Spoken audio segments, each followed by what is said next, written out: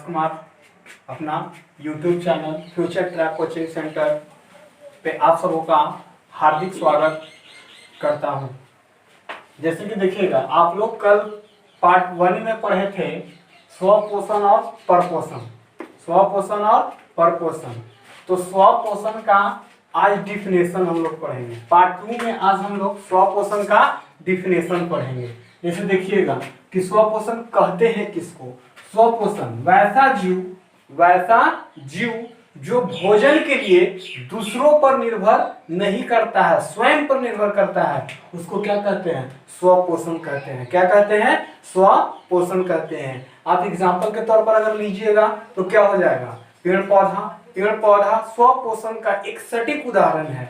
जैसे कि देखिएगा, पेड़ पौधों को हम लोग भोजन नहीं बना के देते हैं, बल्कि वो स्वयं बनाता है, तो क्या हो गया? स्वपोषण के एग्जाम्पल हो गया, स्वपोषण के अंतर्गत आता है। अब दूसरा देखिएगा, परपोषण वैसा जीव जो भोजन के लिए दूसरों पर निर्भर रहता है, भोजन के लिए दूसरों पर निर्भर रहता है, उसको क्या कहते हैं? उसे कहते हैं परपोषण। उसे क्या कहते हैं? परपोषण कहते हैं। जैसे कहता है कि वैसा जीव जो भोजन के लिए दूसरों पर निर्भर रहता है, उसे क्या कहते हैं? परपोषण कहते हैं। परपोषण का एग्जाम्पल लीजिएगा तो क्या हो जाएगा? मनुष्य। जो भी मनुष्य होता है वो पेड़ पौधों पर निर्भर रहता है। अगर पेड़ पौधा उसको भोजन देगा तभी हम लोग भोजन करेंगे। अगर धान का पौधा हो, अगर उससे धान ना हो तो हम लोग को भोजन करना मुश्किल हो जाता है।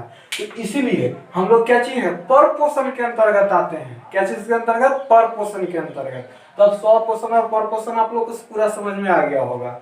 अब देखिएगा कि परपोषण का प्रकार बनाया गया है।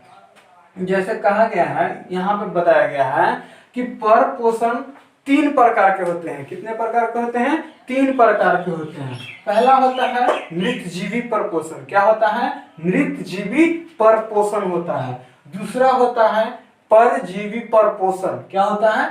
परजीवी परपोषण। और तीसरा होता है प्राणी संपोषण। आपसे पूछा जाएगा कि परपोषण कितने प्रकार का होता है, तो आप सीधा से बता सकते हैं कि परपोषण 3 प्रकार का होता है। ठीक है। अब देखिएगा कि परपोषण बारी बारी से अब देखेंगे कि परपोषण मृतजीवी परपोषण किसे कहते हैं, परजीवी परपोषण किसे कहते हैं और प्राणी संपोषण किसे कहते हैं। तो सबसे पहले हम यहाँ पे देखिएगा कि मृतजीवी परपोषण किसे कहते हैं। तो देखना क्या है कि वैसा पोषण जिसमें जीव जंतु एवं पेड़ पौधा क्या चीज? घुलित कार्बनिक पदार्थ के रूप में भोजन करता है। क्या करता है? भोजन करता है। उसको क्या कहते हैं? किसके अंतर्गत आता है?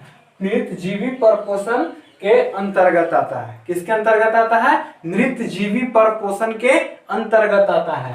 जैसे कि देखिएगा, कवक, बैक्टीरिया, प्रोटोजोआ। जो कवक बैक्टीरिया होता है, जो प्रोटोजोआ होता है, नमी युक्त स्थान पर ज्यादा होता है। नमी युक्त स्थान पे होने के कारण वो क्या करता है कि सड़े गले पदार्थों पर ये सब ज्यादा होता है, और सड़े गले पदार्थों से ही अपना क्या करता है? भोजन को अवशोषित करता है। क्या करता है? भोजन को अवशोषित करता है। और अवशोषित करने के दौरान, अवशोषित जब करता है तो क्या होता है? उससे उसका पोषण प्राप्त होता है। ये सब कवक, बैक्टीरिया, प्रोटोजोआ किसके अंतर्गत आता है? मृतजीवी परपोषण के अंतर्गत। अगर आपसे एग्जाम में पूछा जाएगा कि एक मृतजीवी परपोषण का उदाहरण बताएं, या फिर कहा जाएगा कि कवक किसके अंतर्गत, कौन सा परजीवी के अंतर्गत आता है? कवक कौन सा परजीवी के अंतर्गत आता है? ऑप्शन आपको दे दिया जाएगा, मृतजीवी परपोषण, परजीवी परपोषण, प्राणी संपोषण और नन ऑफ दीज। तो आप किसमें मारिएगा? मृतजीवी परपोषण में। सटीक आंसर आपका क्या हो जाएगा? मृतजीवी परपोषण हो जाएगा। ठीक है। अब देखिएगा, दूसरा देखिएगा परजीवी परपोषण। क्या चीज? परजीवी परपोषण। देखिएगा, वैसा पोषण।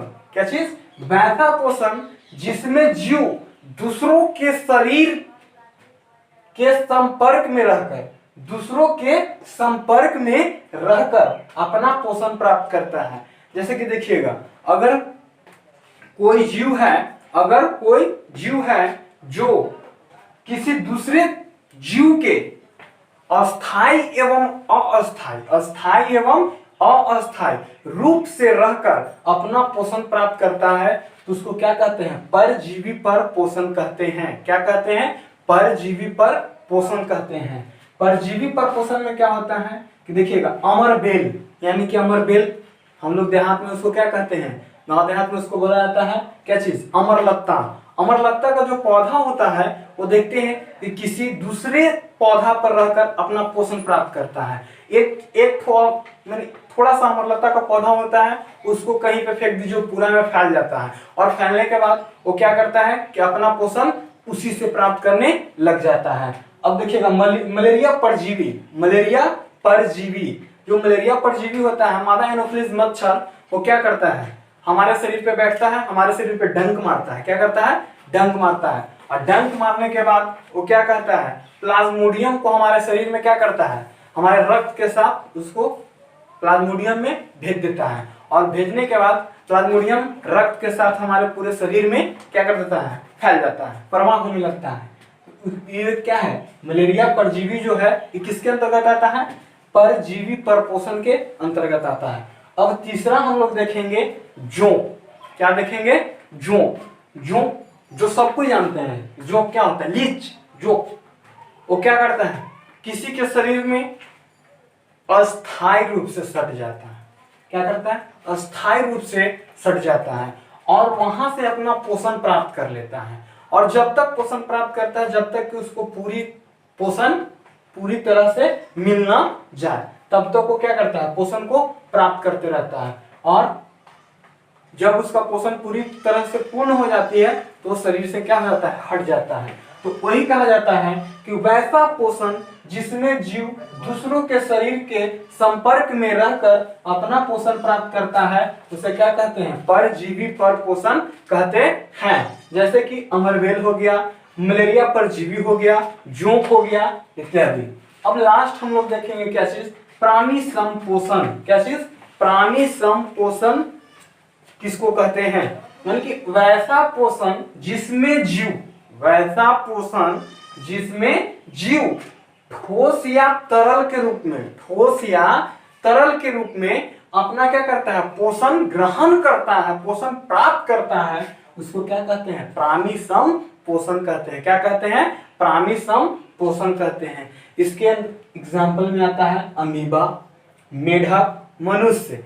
जैसे कि देखिएगा, अमीबा एक कोशिकीय जीव है जो दोनों तरह का, ठोस भी और तरल में भी दोनों तरह का भोजन को ग्रहण करता है। मेढक हो गया, वो क्या चीज है? मेढक एक उभयचर प्राणी, उभयचर जंतु है जो जल और स्थल दोनों पर रहता है। और ये क्या करता है कि ठोस और तरल दोनों तरह का भोजन को ग्रहण कर अपना क्या कर लेता है? पोषण प्राप्त कर लेता है। उसी तरह से मनुष्य भी है। क्या चाहिए? मनुष्य भी है। मनुष्य जो है वो क्या करता है? मनुष्य जो है कभी ठोस, हम लोग अगर पानी पीते हैं तो वो तरल होता है। क्या होता है?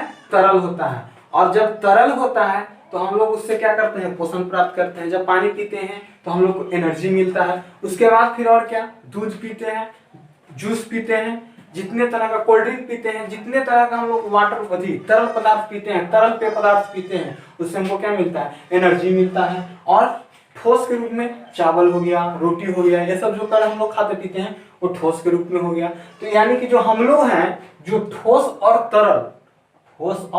तरल दोनों तरह का भोजन को ग्रहण कर अपना पोषण को क्या करते हैं? प्राप्त करते हैं। ठीक है। अब देखिएगा, आपसे पूछा जाएगा कि मनुष्य कौन सा परजीवी है? आपको एग्जाम्पल में दे देगा, मृत जीवी पर पोषण, प्राणी संपोषण, परजीवी पर पोषण, नन ऑफ दिस, या इनमें सभी। चौथा ऑप्शन कर देगा नन ऑफ दिस, इनमें से कोई नहीं। तो हम लोग क्या कहेंगे? प्राणी संपोषण पे टिक मारेंगे कि मनुष्य कैसा परजीवी है? प्राणी संपोषी। कैसा? प्राणी संपोषी है। ठीक है। अब आपसे पूछा जाएगा कि अमरबेल, यानी कि अमरबेल कौन से परजीवी के अंतर्गत आता है? किसके अंतर्गत आता है? कौन से परजीवी के अंतर्गत आता है? आपका ऑप्शन दिया हुआ रहेगा प्राणी संपोषण, मृतजीवी परपोषण, उसके बाद परजीवी परपोषण और तीसरा रहेगा इनमें से सभी। तो आप लोग कौन मारिएगा? परजीवी परपोषण। क्या मारिएगा? परजीवी परपोषण। ठीक है, अब हम लोग देखेंगे अगला चैप्टर है आपका पौधों में पोषण। क्या चीज? पौधों में पोषण। ठीक है, तो पौधों में पोषण में सबसे फर्स्ट टॉपिक आपका है कि प्रकाश संश्लेषण क्या है। आपका वीवीआई क्वेश्चन रहता है, बायोलॉजी का वीवीआई क्वेश्चन। क्या चीज? प्रकाश संश्लेषण क्या है, या फिर प्रकाश संश्लेषण से क्या समझते हैं, उसे इसका रासायनिक समीकरण लिखिए। ये वीवीआई क्वेश्चन, इसको नोट कर लीजिए एकदम। ये प्रकाश संश्लेषण से क्या समझते हैं या प्रकाश संश्लेषण क्या है, ये देखिएगा कि जब पौधे सूर्य के उपस्थिति में, जब पौधे सूर्य के उपस्थिति में क्या करते हैं? सूर्य से प्रकाश, सूर्य से प्रकाश, वायुमंडल से कार्बन डाइऑक्साइड, क्या चीज? वायुमंडल से कार्बन डाइऑक्साइड तथा भूमि से जल एवं खनिज लवण, भूमि से जल एवं खनिज लवण तथा पत्तियों में उपस्थित क्लोरोफिल की सहायता से, पत्तियों में उपस्थित क्लोरोफिल की सहायता से क्या चीज? ग्लूकोज का निर्माण करता है। क्या चीज का निर्माण करता है? ग्लूकोज का निर्माण करता है। इस संपूर्ण प्रक्रिया को प्रकाश संश्लेषण कहते हैं। क्या कहते हैं? प्रकाश संश्लेषण कहते हैं। और आप लोग शॉर्ट में 1 2 3 4 हम पढ़ते आ रहे हैं कि प्रकाश संश्लेषण से क्या समझते हैं। तो पौधों के भोजन बनाने की प्रक्रिया को क्या कहते हैं? प्रकाश संश्लेषण कहते हैं। लेकिन हम यहाँ पे देखेंगे क्या चीज? यहाँ पे लंबा हो गया कि सूर्य से क्या चीज? प्रकाश, वायुमंडल से कार्बन डाइऑक्साइड, और क्या चीज? जल से भूमि से जल एवं खनिज लवण, पत्तियों से क्लोरोफिल की सहायता से क्या चीज का निर्माण करता है? ग्लूकोज का निर्माण करता है। क्या चीज का? ग्लूकोज का निर्माण करता है। इस संपूर्ण प्रक्रिया को क्या कहते हैं? संपूर्ण प्रक्रिया को कहते हैं प्रकाश संश्लेषण कहते हैं। ठीक है, अब देखिएगा प्रकाश संश्लेषण का रासायनिक समीकरण। प्रकाश संश्लेषण को निम्नलिखित समीकरण द्वारा दर्शाया जाता है। जैसे देखिएगा CO2, CO2 का कितना मात्रा हो गया? 6। कितना हो गया? 6 हो गया। CO2 प्लस जल, CO2 प्लस जल यानी कि H2O जल का हो गया, और CO2 कार्बन डाइऑक्साइड का हो गया। ये सूर्य के प्रकाश की उपस्थिति में और क्लोरोफिल की उपस्थिति में क्या चीज का निर्माण करता है? C6H12O6, C6H12O6, जिसको हम लोग क्या कहते हैं?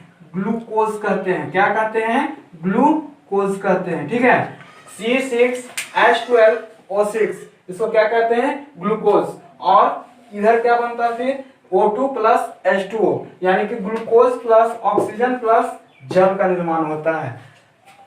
इसको फिर से देखिएगा, प्रकाश संश्लेषण का रासायनिक समीकरण CO2 प्लस H2O। जब CO2 और H2O दोनों कंबाइंड करता है, दोनों संयोग करता है सूर्य के प्रकाश और क्लोरोफिल की उपस्थिति में, तो क्या चीज का निर्माण करता है? ग्लूकोज का, ऑक्सीजन का और जल का निर्माण करता है। ठीक है, अब देखिएगा कि आप लोग के मन में सवाल उठ रहा होगा कि प्रकाश संश्लेषण का आवश्यक घटक कौन कौन है। तो इसके बारे में जानकारी अब कीजिए कि सबसे पहला आवश्यक घटक है क्या चीज? सूर्य का प्रकाश। क्या चीज का?